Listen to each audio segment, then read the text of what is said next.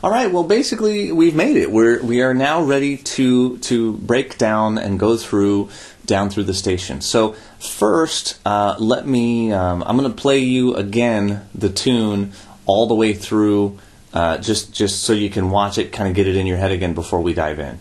1, 2, 3, 4.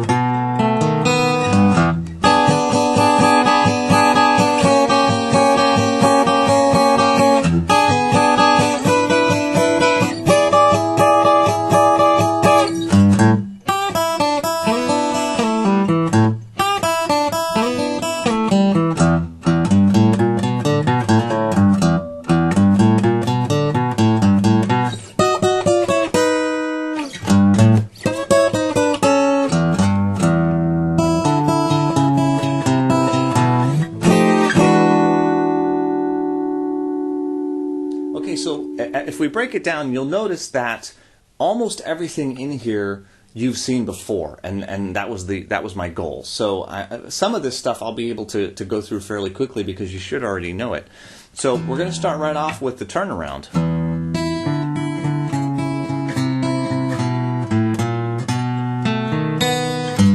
Which you've already seen. That turnaround is exactly the one we did a couple of lessons ago, so that should be easy. We're using that turnaround as an introduction, okay? And that's not an uncommon thing to do at all. So we've just stuck an introduction on. So right now is where the 12-bar form is going to start. And we're going to start right away. And then we're going to do a quick change. And now notice we're going to use one of these little chords, okay? This 4-3-4. And this is a really common blues move. It's basically to just slide it down by a half step and then bring it back. So we're going to have 1 and 2 and 3 and 4 and 1. Now, could I add that note? Absolutely. 1 and 2 and 3 and 4 and 1. But when I make that slide down, I wouldn't want that note anymore. It really doesn't sound good. It clashes actually pretty badly. So I'm just going to stick to the top 3 strings. So 1 and 2 and 3 and 4 and 1. Now you probably can see my first finger and you may be wondering what it's doing right now. It's muting. It's just laying there. This is something that I do a lot, particularly when I'm using a pick.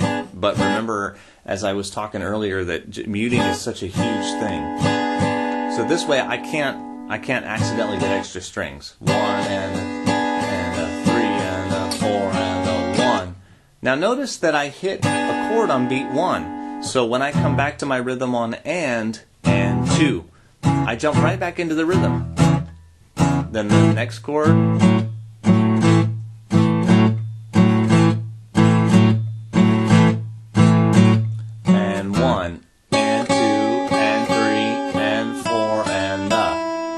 Now this is not really a lick we've done before, but what I've done is I've taken the 3rd fret on the top string and the 2nd fret on the B string. Now you can see that the 3rd fret comes from the pentatonic scale, but the 2nd fret does not. It's just a common, cool blues sound, and unfortunately it's one of those things that I can't necessarily explain in terms of what we've learned. It's just a sound that I hear a lot and it gets used a lot, and I thought you would enjoy it, so I stuck it in here. But the last beat Now you don't have to hit both of those strings exactly on the fourth beat, 4 and you could just do the open, 4 and 1 and 2 and 3 and 4 and and right after that you're going to follow it up with, again, beat 1 coming back to that root note. I like to do this a lot, where I remind both myself and my audience of what chord we're on right now, and I do that by striking the lowest note of the chord on the downbeat of the measure. So it's 1, and now we have just a nice pentatonic lick that you've seen before. 2 and 3 and 4 and so 1, 2 and 3 and 4, and now we have the B, 1 and again I'm going to grab the whole chord. 2, and see, I even hit the wrong string, and you can't even hardly tell. So it's 1 and 2 and 3, and notice I don't strike anything on beat 3. That open is in parentheses. Sometimes it'll be hidden, sometimes it'll be in parentheses. Either way, don't strike it.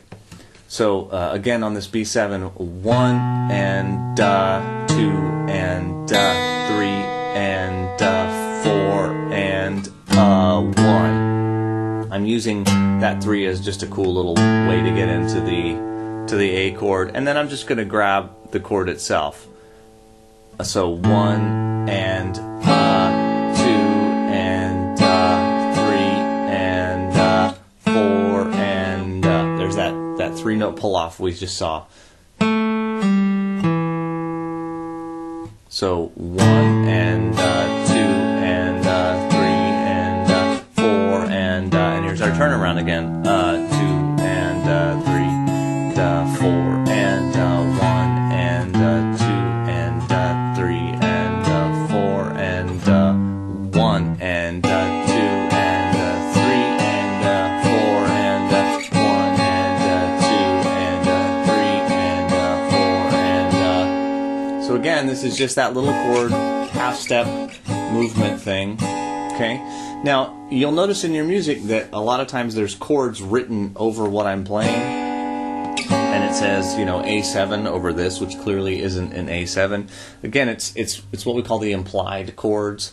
So you just sort of have to let it go. It's if you were improvising over it, you would kind of treat this like an A7, but we're not. So it's not a big deal. It's just there for the sake of completeness. So starting again, also notice the double bar line right before this E7. I did that just to notate this is the start of the what we call the second chorus, or the second pass of the 12-bar form. So 1 and 2 and 3 and 4 and 1 and 2 and 3 and 4 and now we're going to go through some of these inversions. 1. Again, I want to remind people of where I'm at. And 2 and moving up to this inversion, 3 and 4 and moving up to here, 1 and 2 and 3 and 4 and 1. All right, now here's a lick that we did before. 1 and 2 and 3 and 4 and we'll just repeat it. 1 and 2 and 3 and 4 and now we're going to do kind of a low note lick from a while ago when we were just talking about the scale. We sort of did something like this. So open E, 1 and 2 and 3 and 4 and so on 4 do the hammer on and do the pull off, and that way we get the tweedly.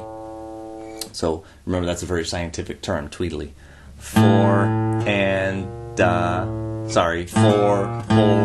and so that measure again, 1 and 2 and 3 and 4 and 1. And this the second time we do it, it's almost identical. 1 and 2 and 3 and 4 and 1. Now, you may remember from the turnaround we did that in E. We had the 4s, 3s, 2s, 1s. Okay, well now we're in B. So we started here in E. So if we walk up, you're going to go E, F, F sharp, G, G sharp, A sharp, B. And you end up at the 11th fret. So that's where this is coming from.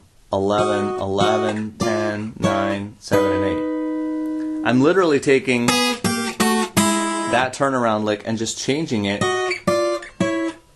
the key of B, or for a B7 chord. So in time it's a 1 and 2 and 3 and 4 and 1. And guess what I'm doing here? I'm putting it in A. 2 and 3 and 4 and let's go back through that one more time from the 5 chord. So here's the B, 1 and 11th fret, 2 and 3 and 4 and move the bass, 1 and here we are in A, 9th fret, 2 and 3 and 4 and and on this one I'm kind of jumping beat 1 with that, and it's really just a rhythmic variation I like. So it's and 4 and then 1 I wait, and now I finish up my turnaround. 2 and 3 and 4 and 1 and now here's a common ending. It's what I call a blues half step. So we want to end on E, but we approach it from a half step. It's probably the most common blues song ending on the planet, is to just end from one half step up above.